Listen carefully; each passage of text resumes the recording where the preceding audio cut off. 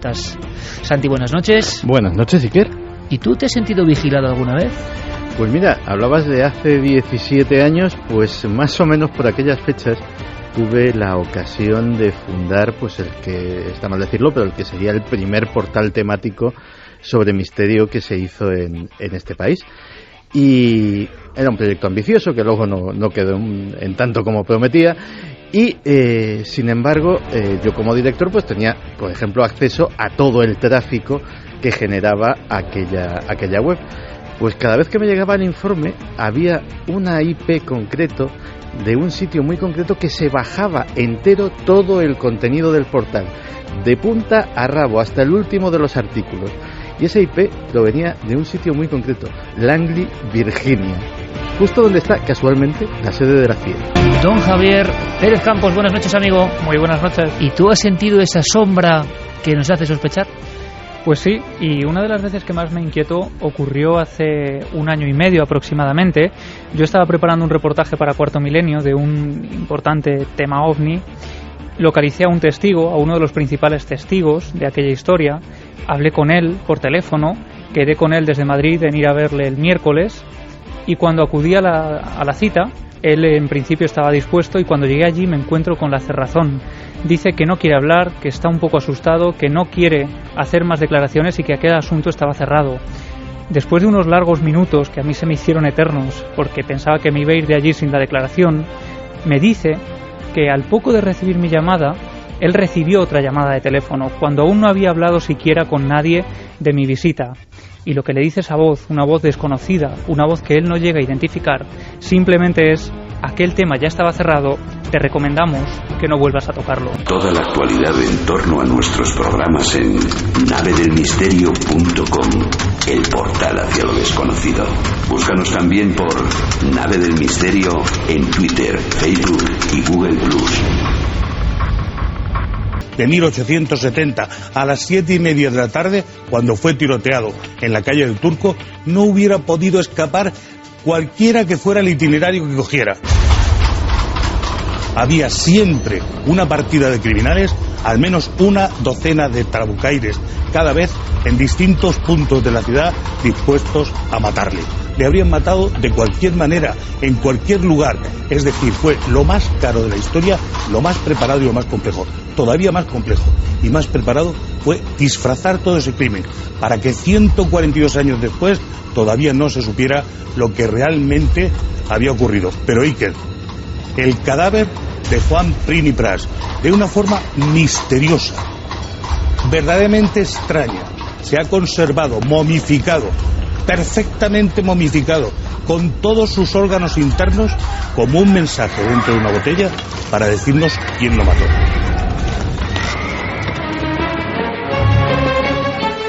Paco Pérez Avellán, ni más ni menos, 4 décadas de periodismo y con ese gen del diario Pueblo en sus entrañas, eso no se quita nunca, con una potencia en cada frase. Podrá estar acertado o equivocado, eso ya corresponde a vosotros, porque desde luego ha habido mucha crítica, ha habido comisiones casi en contra, personas que se le han echado encima. ¿Por qué? A mí me ha interesado esta historia porque es el investigador casi frente al mundo, el investigador que descubre algo que cree que es mucho más importante, que va más allá de la anécdota, incluso que de la muerte de una persona, y entonces siente la necesidad absoluta de contar su verdad.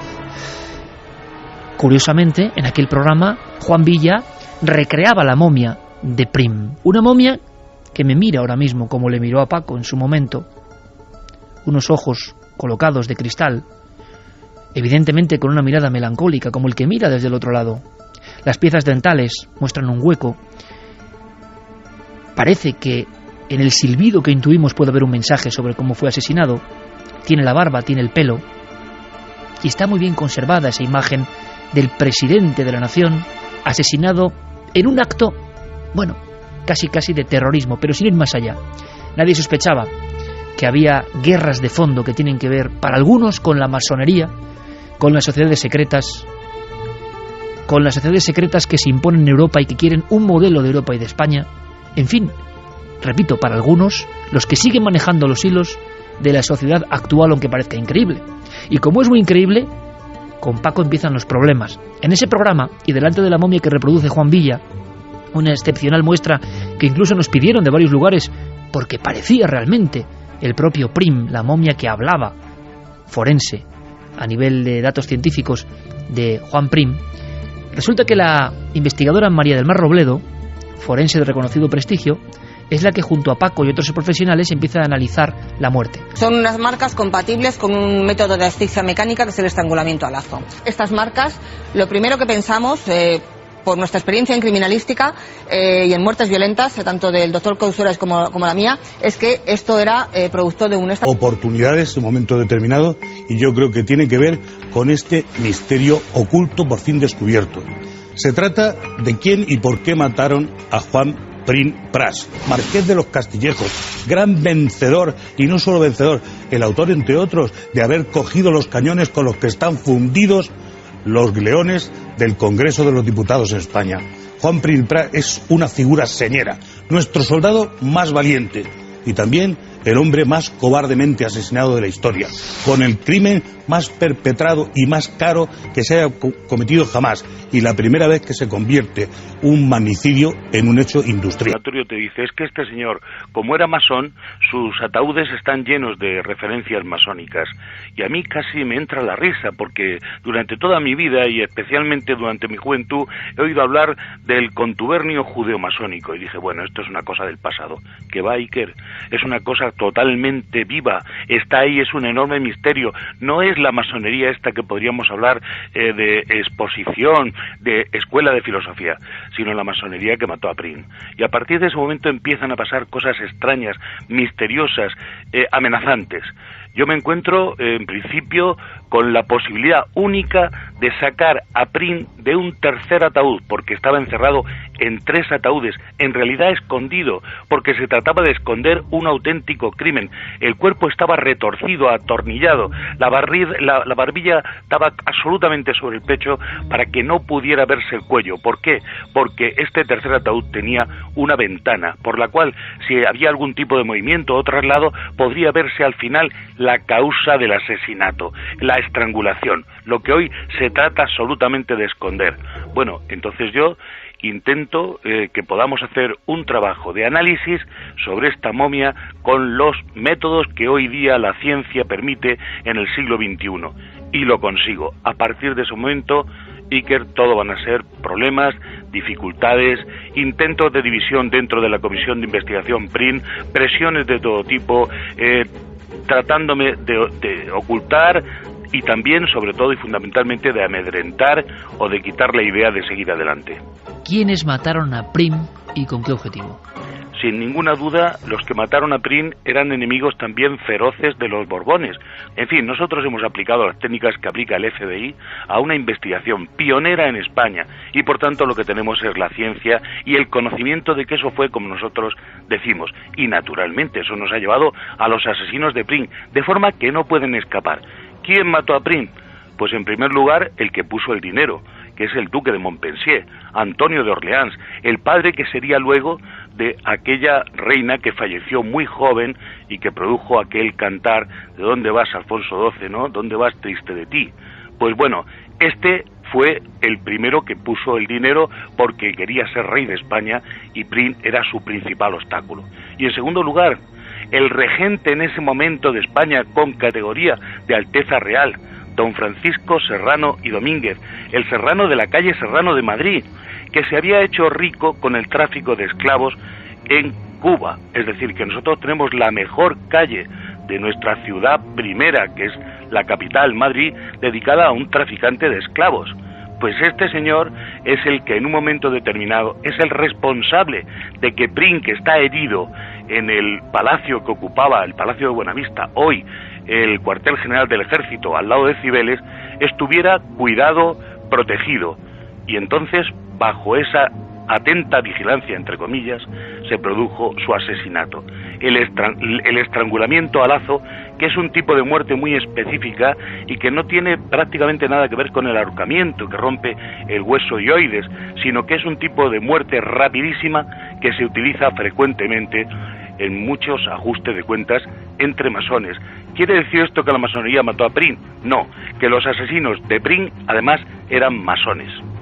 Paco, ¿qué descubre tu comisión que no estaba previsto y que hace que incluso muchos que la integraban, grandes profesionales, conocidos de todos, de repente se empiecen a desmarcar, porque eso es lo que en tu libro sorprende, y yo como colega tuyo te lo digo, hay un momento en que te comprendo perfectamente, en el sentido de que estás viendo que igual habéis metido el dedo en la llaga, en una llaga que estaba ya muy cerrada por el paso del tiempo, que nadie pensaba que se iba a reabrir. ¿Cuál ha sido el pecado, entre comillas, de tu comisión? Pecado ninguno, digamos un pecado en todo caso de valentía, porque Pedro Rius, cuando termina de ver ese sumario que contaba, advierte a quienes le rodean que cuidado, ahí dentro hay una especie de bomba de relojería que puede estallar en cualquier momento. ¿Os habéis enterado de lo que políticamente supone este sumario? Es una bomba. Y a partir de ese momento ese sumario sufre todo tipo de ataques, es borrado, mutilado, faltan tomos, en fin. Cuando nosotros lo investigamos nos encontramos que el folio primero no está, los primeros 800 folios han desaparecido y todo el sumario está barajado para que no podamos encontrar el hilo de la verdad. Pero nosotros hacemos una comisión multidisciplinar, que es el gran embrujo de esta palabra, multidisciplinar. Hay todo tipo de componentes, historiadores, criminalistas, criminólogos, abogados y médicos forenses. Para descubrir un crimen, Iker, hace falta solo un buen forense. Yo aporté 4 de estos forenses. Estas personas se ofrecieron naturalmente de forma gratuita, porque esta es una investigación de bocadillo de chorizo y pensión.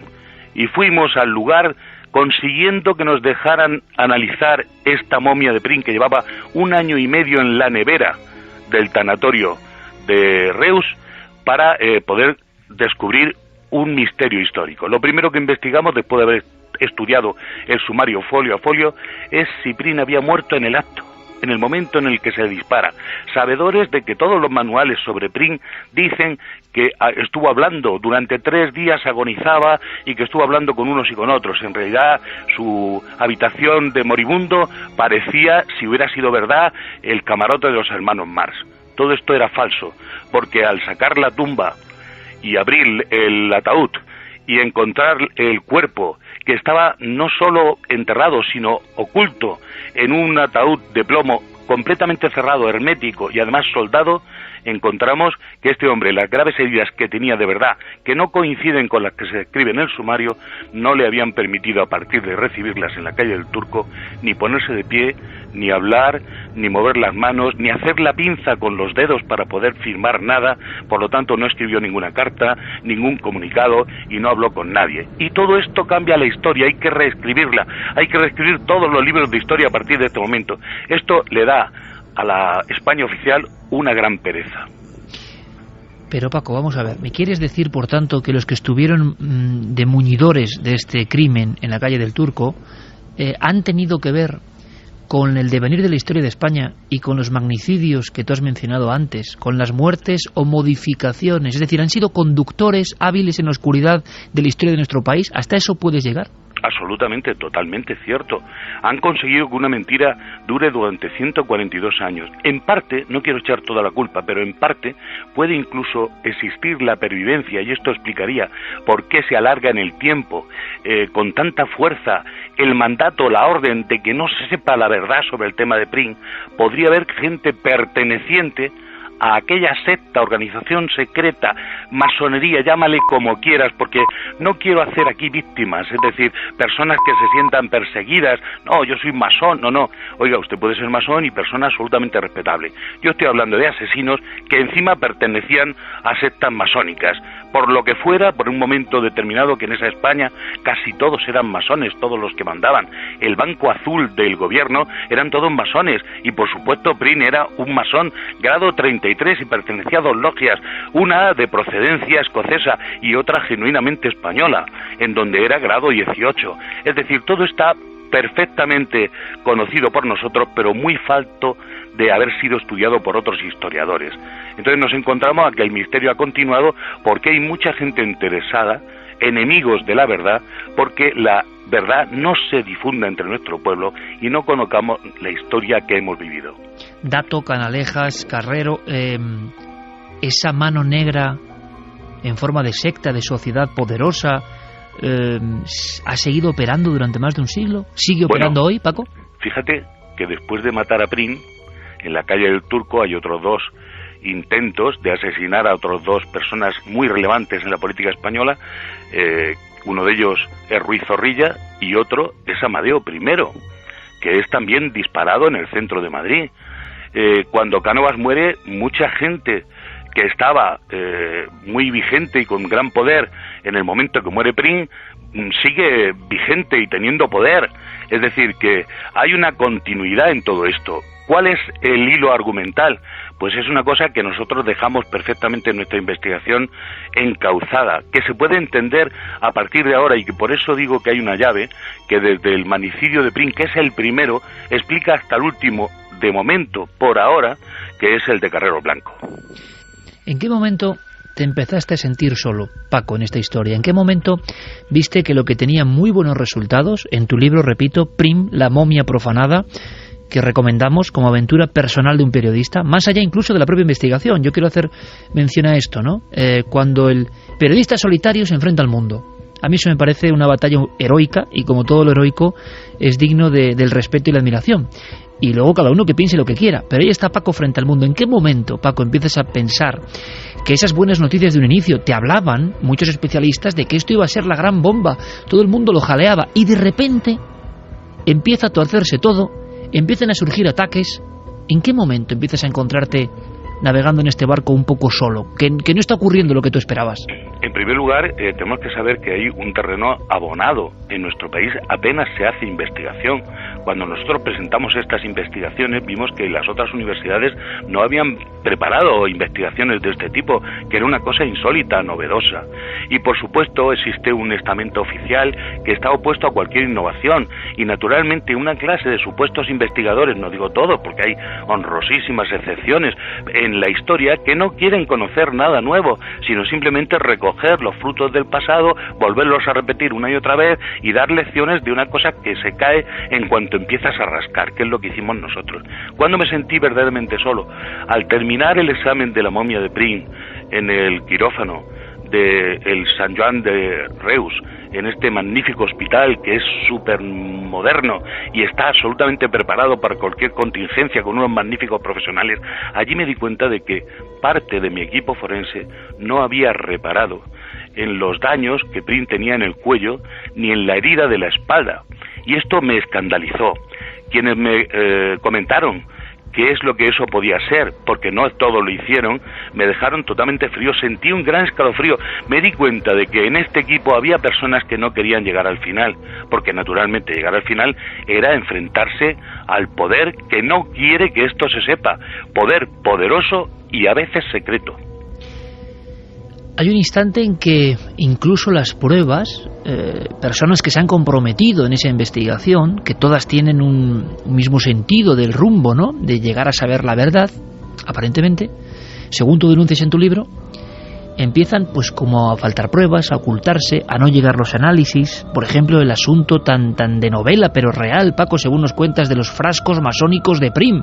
¿Qué ha pasado con todo eso? Yo tengo las fotos de esos frascos, o sea, es decir, yo estaba allí cuando los conseguimos, cuando los encontramos. Yo fui el que abrió aquella enorme caja de plomo cerrada, completamente a cal y canto, imposible de conocer si no era abriéndola con una sierra radial.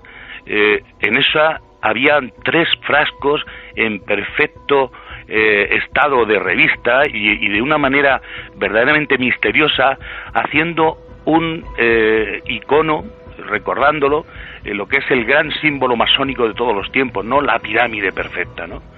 Y 2 de esos frascos estaban debajo de las axilas y el tercero entre las piernas de Prim. Estos frascos tenían elementos en suspensión, sustancias que al catedrático de medicina legal que estaba con nosotros, una persona con mucha experiencia, con muchas autopsias a las espaldas y que conocía perfectamente de lo que hablaba, dijo que eran elementos en suspensión orgánicos.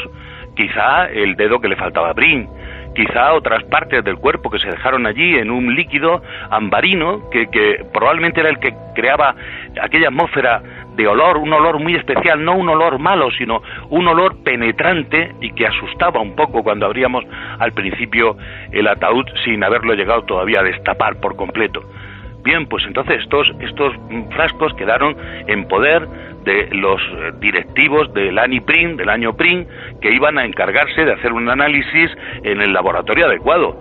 Pero nunca volvimos a saber nada de ello. Nos llegó de mala manera y además a regañadientes que eran probablemente frascos de olor.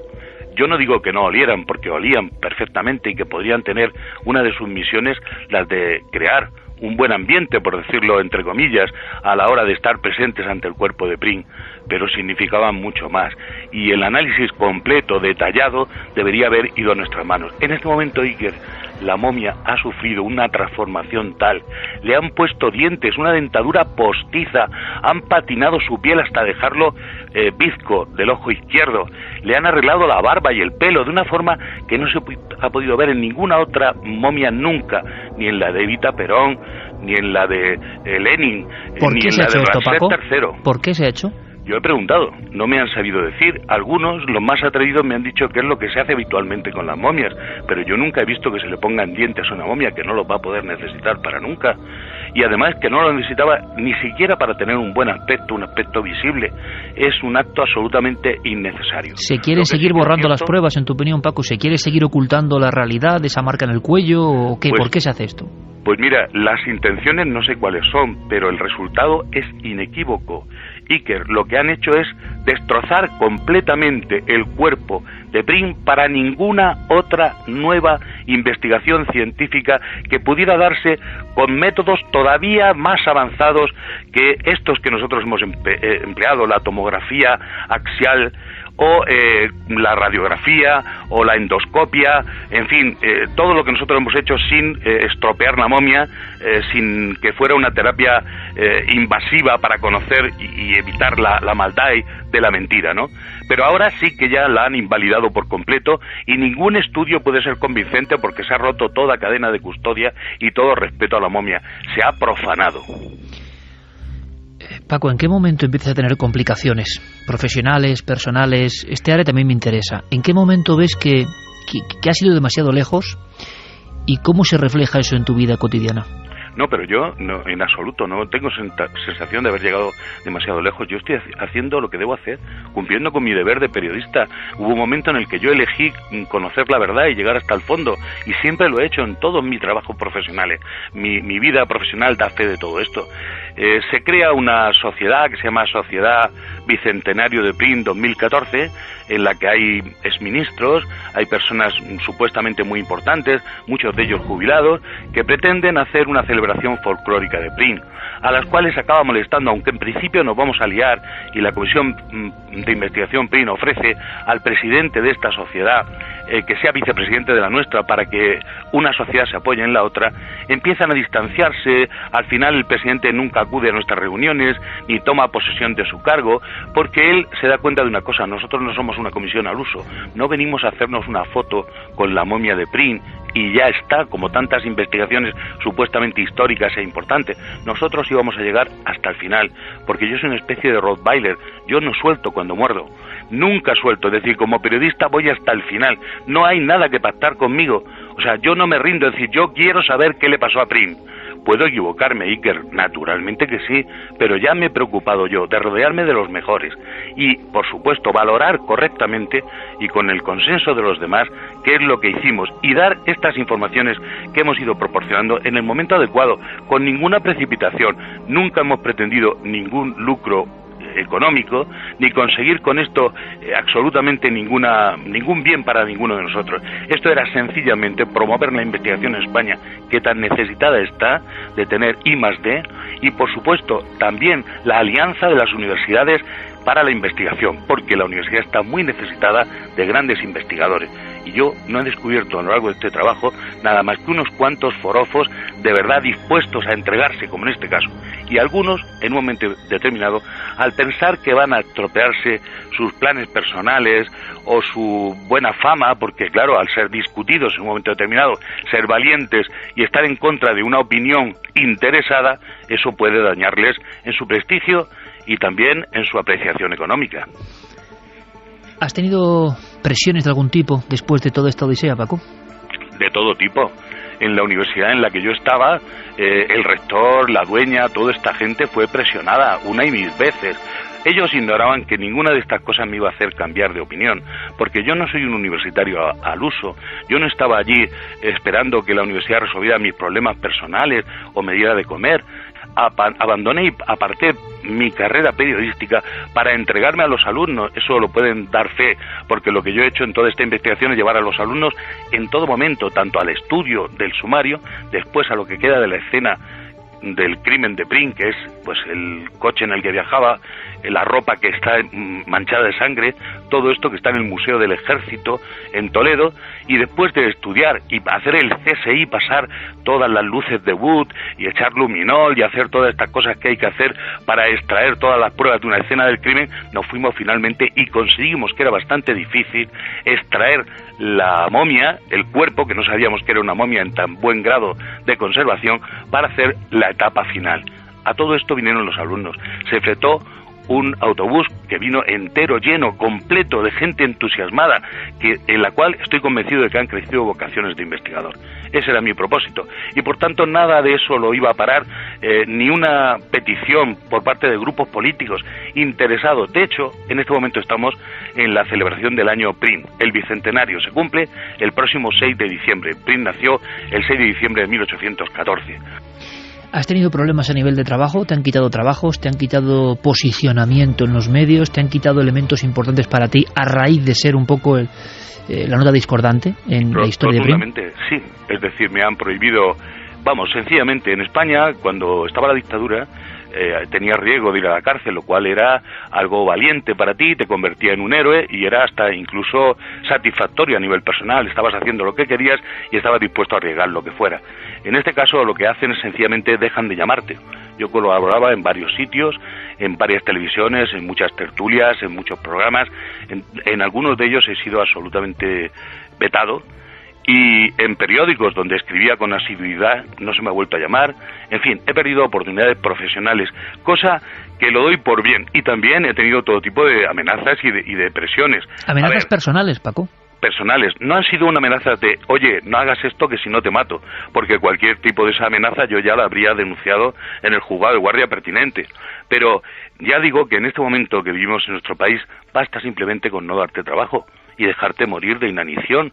Es decir, lo que se pretende es sencillamente hacerte caer. Y por otro lado, no lamento haber perdido ningún trabajo, ni enfrentarme a unas presiones intolerables, porque no ha habido ninguna ayuda a nivel oficial, pero sí han permitido que se nos trate de acosar. Paco Pérez Avellán, compañero, muchísima suerte, muchísimas gracias. Recomendamos este estudio de un hombre, un investigador solitario casi contra el mundo en busca de la verdad, que cada uno saque su conclusión. Prim, la momia profanada, una momia que a Paco Pérez Avellán le habló y le contó ciertas cosas y él ha seguido investigando. Seguiremos en contacto, Paco, un abrazo muy fuerte. Un abrazo. Gracias.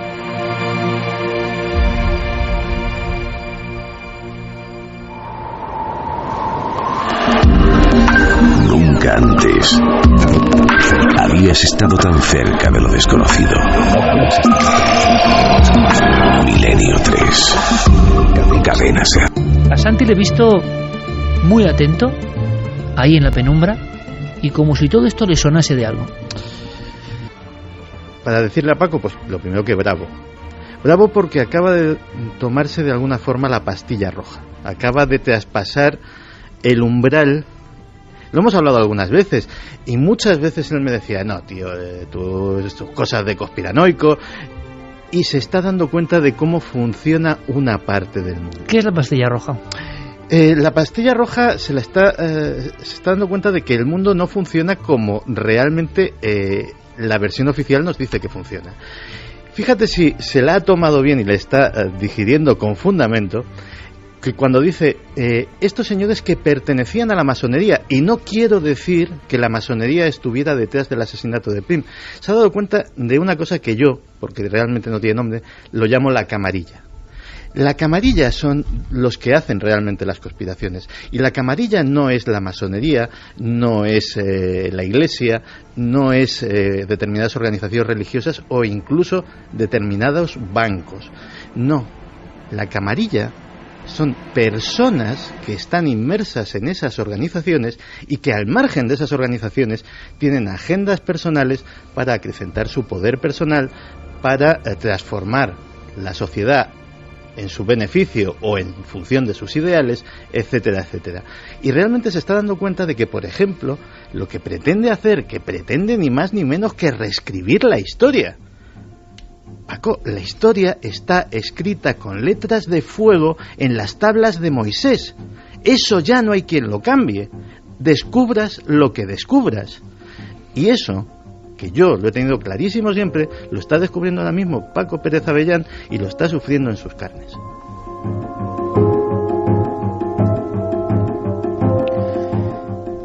Santiago Camacho habla de esa pastilla roja, esa caída del velo y de esa historia tan inamovible.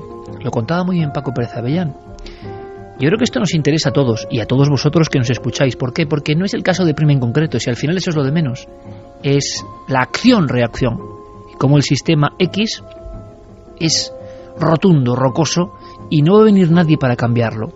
Trasladad la momia de Prim y un asesinato de un presidente español por cualquier otra cuestión. ¿Alguien va a poner en solfa al sistema? Lo que estamos viendo es que alguien se queda solo, muy solo. Clara. Sí, precisamente una de las frases que me ha impresionado de Paco, al que le mando un abrazo muy fuerte. También ¿Te ha impresionado? ¿Qué es lo que contaba Paco? Sí, me ha impresionado, me ha impresionado todo, ¿no? Pero una frase en concreto que ha dicho que cuando tú le has preguntado que en qué momento se empieza a sentirse solo, ¿no? En esa comisión, y es cuando descubren, ¿no?, que llegar al final era enfrentarse al poder. Y al final lo que subyace es el miedo. Porque efectivamente, como ha dicho Santiago, que ahora sepamos que fue asesinado en un complot, bueno, esto ya no va a cambiar nada. Es decir, lo que ha pasado y la historia es como es ahora mismo, en el momento que es, puede dar un vuelco en el futuro, pero lo que ha pasado ya no va a cambiar.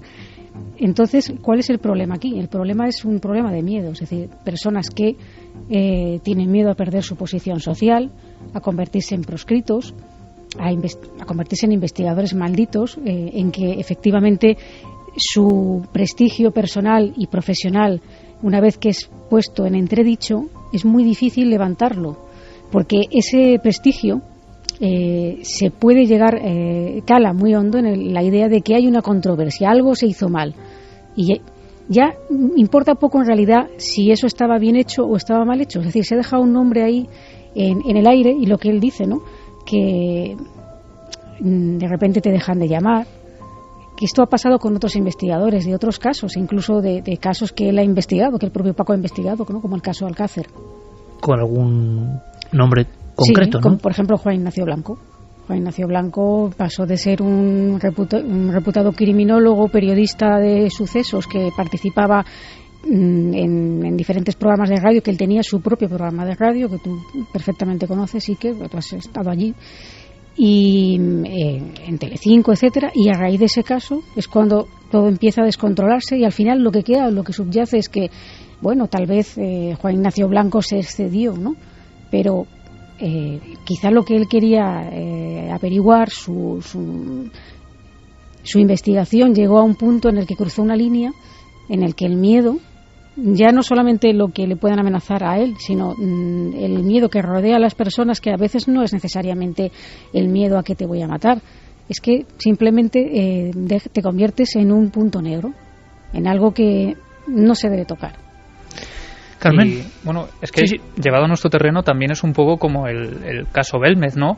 También es una historia que de repente empieza a verterse falsa información sobre ella solo para desacreditar. Es decir, aquí ya no se trata de amenazar abiertamente, porque, como decía Paco, eso podría denunciarse y eso sería una prueba que refutaría de alguna forma también sus teorías, o que él va por el camino correcto. Sin embargo, ahora la amenaza es directamente hacer oídos sordos, incluso desacreditar a estas personas. Pero es que me parece muy simbólico el hecho de que estemos en ese bicentenario y que lo que interesa es aparecer en la foto, hacer este documental, y sin embargo esto de cambiar la historia como que esto no se puede hacer, cuando de hecho Paco decía que este caso podría incluso arrojar luz sobre otros grandes magnicidios como el asesinato de Kennedy. Pues fíjate qué interesante. Santi hablaba, por ejemplo, de camarillas, pero yo creo que hay también unos cómplices pasivos que somos nosotros, los medios de comunicación, que estamos ante una auténtica bomba informativa y que yo creo que no ha tenido absolutamente ninguna repercusión. Por lo menos darle voz a estos investigadores que han dedicado meses a hacer una labor heroica, ¿no? Que quizá puedan estar equivocados, puede que no tengan toda la razón, no lo sé, pero a mí me da la sensación de que es una historia conocida, una vieja historia, una historia del investigador que va viendo cómo en un principio le jalean el entusiasmo, que llega a algo y de repente ese algo no interesa, porque ese algo tiene implicaciones. Carmen, ¿qué opinas? Yo creo que Paco ya intuía lo que iba a pasar cuando nos vino a visitar a Cuarto Milenio. Él ya tenía claro que esto le iba a costar pues gran parte de su profesión, porque te acuerdas que él estaba empeñado en que sacáramos en Cuarto Milenio las investigaciones que estaban haciendo, porque veía que había muchos lados oscuros, que otras personas que estaban también investigando esa momia no daban cosas muy claras, no daban datos, al parecer no se lo podían, exactamente, no se lo ponían nada fácil al equipo de Paco que estaba trabajando, tenían que hacerlo casi a escondidas para sacar más pruebas, para que su hipótesis pues fuera mostrada con fotografías, con grabaciones, tal y como hicieron, ¿no? ¿Y por qué no se le ha dado tanta repercusión? Pues tal vez porque no es que los periodistas no nos hagamos eco, es que a algunos medios no les interesa dar esta información. Sabemos que en todos los medios de comunicación pues hay algunas personas, algunos periodistas que tienden hacia un lado o hacia otro, y en diversos medios de comunicación pues a lo mejor no quieren que se conozca esta información, o el punto de vista de Paco no les gusta, o creen simplemente que es una memez, que lo que han hecho no está bien hecho. De hecho, fíjate si es hasta qué punto un buen ejemplo de hasta qué punto puede llegar a ser utópico lo que pretende hacer Paco. Cualquier persona bien informada sabe que Napoleón Bonaparte murió envenenado en Santa Elena, y lo dicen los análisis forenses que se realizaron sobre su cabello, que conservaba restos del veneno. A día de hoy, en los libros que estudian nuestros escolares, en los libros de historia, ese dato se omite. En los más especializados se pone como nota al pie y algo indiscutible. Y, desde luego, absolutamente nadie se ha preocupado en averiguar quién pudo asesinarlo, por qué, quién lo ordenó, quién lo pagó. Y estamos hablando de Napoleón Bonaparte, que ha llovido mucho desde entonces. Y en España, Santi, esta llave prim que dice Paco nos llevaría a un corpúsculo de gente y sus herederos que de alguna forma en contubernios, sectas, grupos, lo de la masonería, bueno, primera masón, por tanto en todo caso sería guerra interna de la propia masonería entre ellos, pero esa conexión está Carrero Blanco, eso sí que sobrecoge, porque eso es antes de ayer. Sí, y supongo que a lo que se refiere Paco es que evidentemente siempre no tienen por qué ser los mismos titulares, ni con los mismos ideales, ni con los mismos propósitos, pero que siempre hay una camarilla, una mano oscura detrás del poder que se ampara en diversas instituciones, como puede ser la masonería, como puede ser una organización religiosa, como puede ser la propia Iglesia, etcétera, etcétera, y que desde ahí han manejado los hilos ocultos de la historia. Me lo puedo creer. Es más, o sea, la propia historia del asesinato de Carrero Blanco tiene huecos por los que cabe un transatlántico, y hasta ahora tampoco nadie se lo ha cuestionado seriamente. Como mucho, pues se han hecho reportajes, se han hecho trabajos como los que hicimos en Cuarto Milenio, en el ámbito periodístico y a un nivel muy superficial, si se permite la autocrítica, pero desde luego nadie se ha molestado en pagar a unos investigadores académicos, universitarios, etcétera, etcétera, que intenten indagar sobre todo eso. Por otro lado, he dicho otra palabra, investigadores académicos universitarios. Con el mundo académico ha tropezado también el bueno del señor Pérez Avellán. Buen mundo, mundo de egos, mundo de intereses, mundo de favores y mundo de ¿qué? De camarillas. ¿Qué dice el público, nuestros oyentes, Carmen? Pues mira, lo conspiranoia dice: cuando se deja de ser tibio se abren puertas, se es molesto para el sistema, benditas pastillas rojas. Entidad oscura, los investigadores del misterio siempre han tenido y tendrán que remar contracorriente en un mundo que no admite ir más allá. José dice: nos entretienen con noticias superfluas y nos ocultan lo verdaderamente importante. Deja de ser el nuestro un Estado de Derecho. Juan Manuel Noriega Cobo, una vez más la marca España: las presiones políticas, el misterio y la corrupción mantienen la verdad oculta. Aitzi dice: amenazas, trabas, presiones. Me parece vergonzoso que haya perdido oportunidades laborales por este motivo, pero esto es España. Álvaro Martín: al fin y al cabo, ese debería ser el propósito del periodismo, un oficio en busca de la verdad profunda. David: la pena de nuestra sociedad: a los que realmente buscan la verdad o se les compra o amenaza. Entidad oscura: esto me recuerda cuando se habló de los científicos que sufrieron accidentes, entre comillas, por investigar cosas prohibidas hace tiempo en Milenio 3. Blanca Oriol: me encanta la honestidad de Paco Pérez Avellán, sin miedo, solamente conocer la verdad, la verdadera investigación y profesionalidad. Efrén Valverde: a mí el asesinato de Prim me sorprendió, pero ver su momia también conservada me sorprendió más. Dave Jones: el llamado líquido podría ser formalina o algún tipo de ungüento resina. Antonio Rubio: gracias a Milenio 3 puedo aprender la historia conspiranoica profunda de la que no cuentan en la universidad. Montaña Sánchez: cuántas cosas nos habrán ocultado a lo largo de la historia de España y que por desgracia nunca se sabrán. Clarence: la verdad no se quiere decir nunca porque es mejor mantener al pueblo ciego y reescribir lo que no interesa. Lo que ocurre, sí, claro. Raquel nos dice: ¿cómo se puede cambiar los hechos? Mentiras, pero siempre sale la verdad por muchos años que pasen. Y Claudia Domingo: como pasa muchas veces, no les interesa sacar la verdad porque detrás hay gente importante con poder implicada. Lo que ocurre es que claro, es muy difícil enfrentarse a lo establecido. Esto se llama paradigma, una verdad absolutamente inmóvil. Todos tenemos experiencia con esa verdad inmóvil, con proponer algo. Ojo, a veces podemos equivocarnos, pero ¿cuántos tienen la verdad y tampoco pueden traspasar el umbral? Y entonces los libros siguen contando lo mismo, las historias se siguen replicando de la misma forma, el corta y pega que se critica de Internet o de la realidad existe exactamente igual cuando no había Internet en los libros antiguos. Cuando uno indaga en un tema que le gusta, ve sombras a veces que son o por vagancia, dice uno, este historiador copió al otro y no fue más allá, o porque hay un interés. Y por otro lado, ese peligro que yo siempre digo, ¿no? Por un lado, creerte todo lo conspiranoico es tan poco sabio como creerte todo lo oficial. Pero sin embargo la red ha hecho evidentemente, y esto debe ser un problema, que la información fluya. Y mucha información no oficial está calando en la gente, y en gente bien preparada. La momia de Prim es un elemento más que vais a investigar a partir de esta noche. Nosotros lo estamos haciendo para que vosotros sigáis investigando. Yo no sé si Paco tiene la gran clave y si Prim fue estrangulado o no. No lo puedo saber. No soy un forense. Lo que sí sé es que el impacto y la emoción se entienden enseguida. El impacto y la fuerza se entienden enseguida. Y yo soy de los que piensa, puedo ser un ingenuo, que hay cosas que solo se dicen si son verdad, si uno cree fielmente en ellas. Lo nota uno en la voz.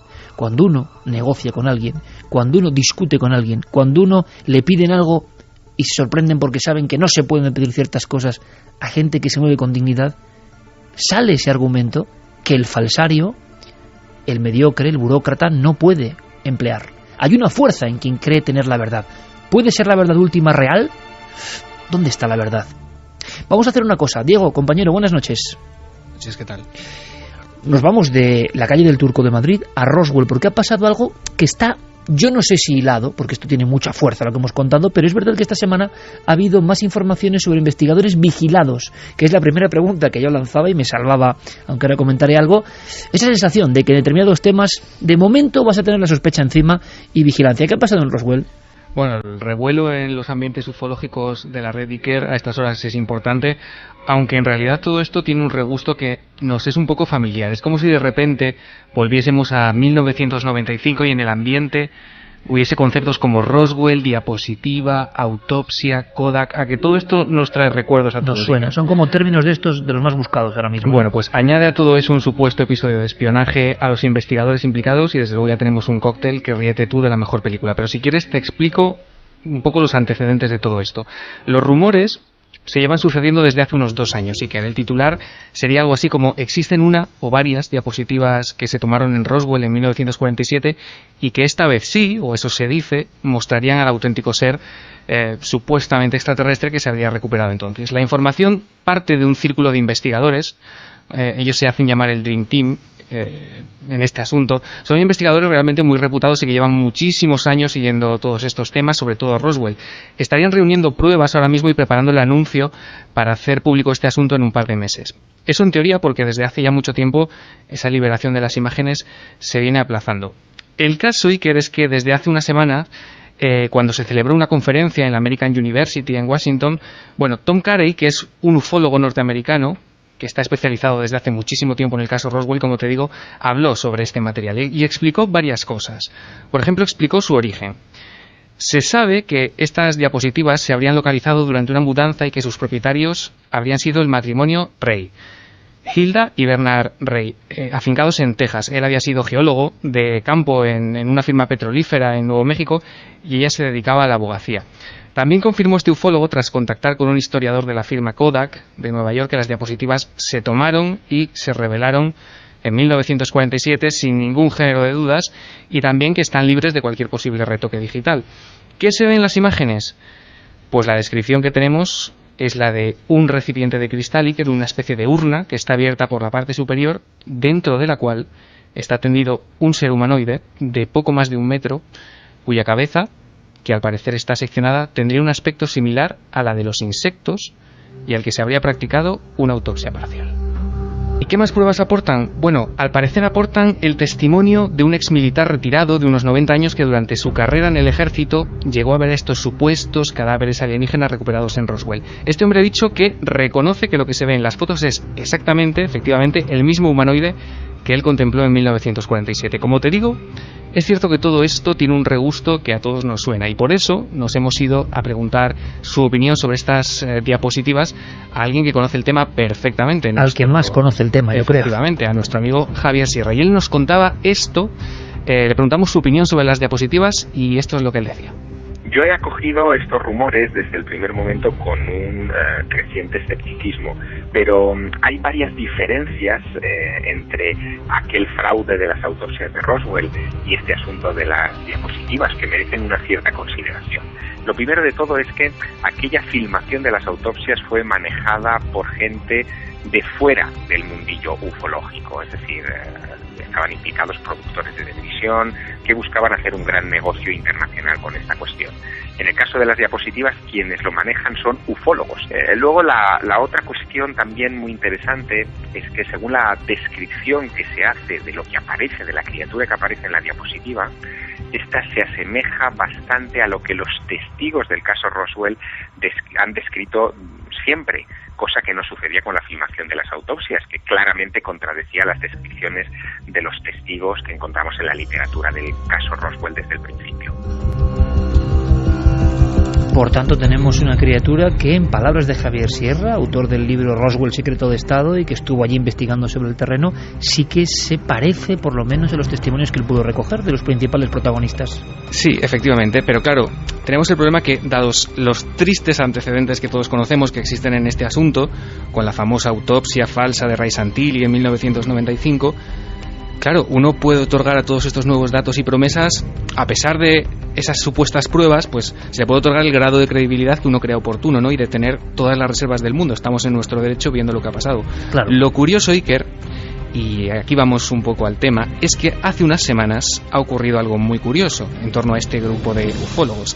Y es que las cuentas de correo electrónico de todos los implicados en este asunto de las diapositivas han sido hackeadas.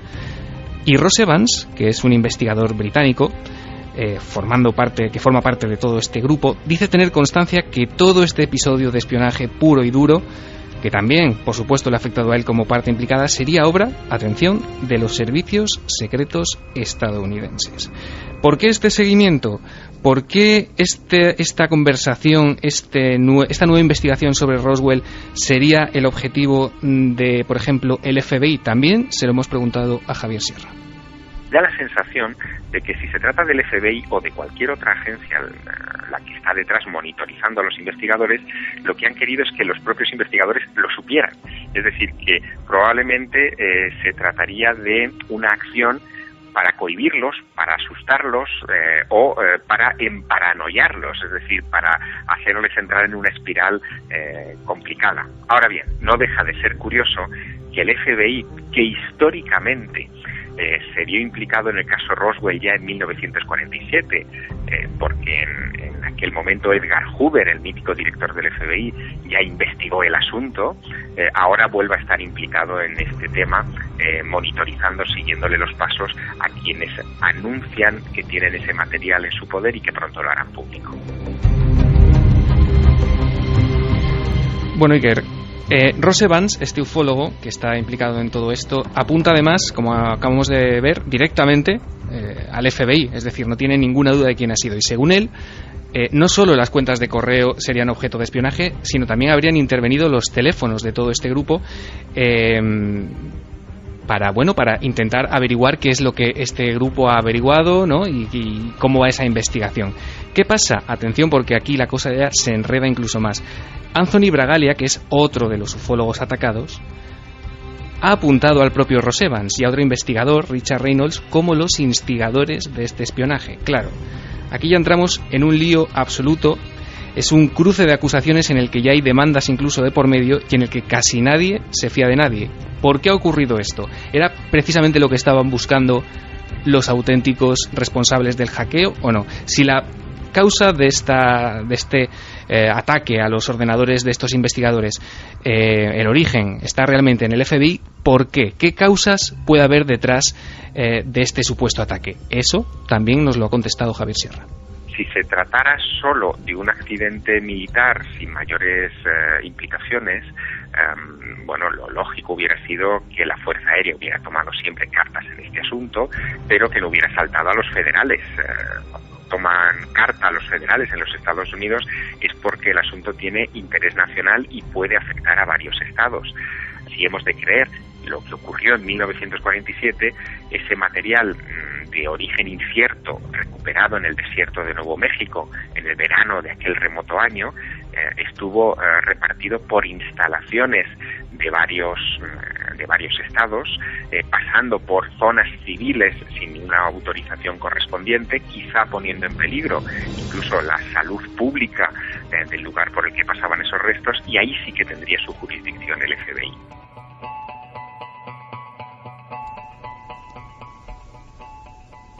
Esta es la historia. Espionaje, contraespionaje, vigilancia. Yo os decía que también había sentido la sombra de la sospecha, ¿no? La escena que me viene a la mente, hay muchas. Algunas con un caso célebre que en su día investigué durante mucho tiempo y a recuperar unos informes de un hospital y que sean arrancados antes de que tú llegues. Eso es tan gráfico que si lo vives es también tomarte un poco la pastilla roja, ¿no? Llegar a un archivo de psiquiatría buscando unos papeles de unos testigos que te han autorizado, y cuando llegas te cuesta mucho franquear ciertos dispositivos de vigilancia, recomendaciones, el propio DNI y las peticiones de los testigos que en su día vieron algo extraño dentro de una base aérea y que fueron afectados por ello. Y llegas y está arrancado. Pero hay una historia que no sé si he contado alguna vez, que a mí me sorprendió.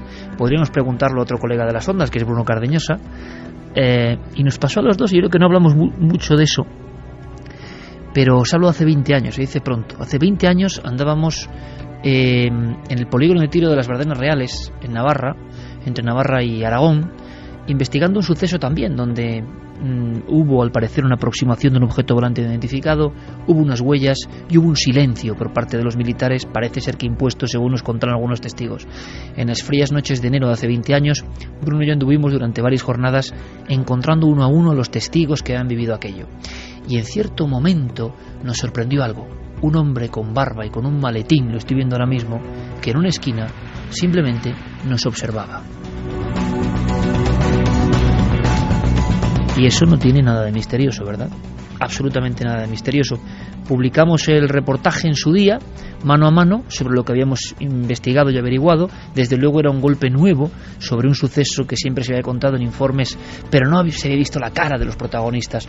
Protagonistas, uno de ellos, que vio cómo se le derretía el plástico de la suela de las botas militares porque aquella media luna incandescente emitía tal calor que tuvo que tirarse cuerpo a tierra.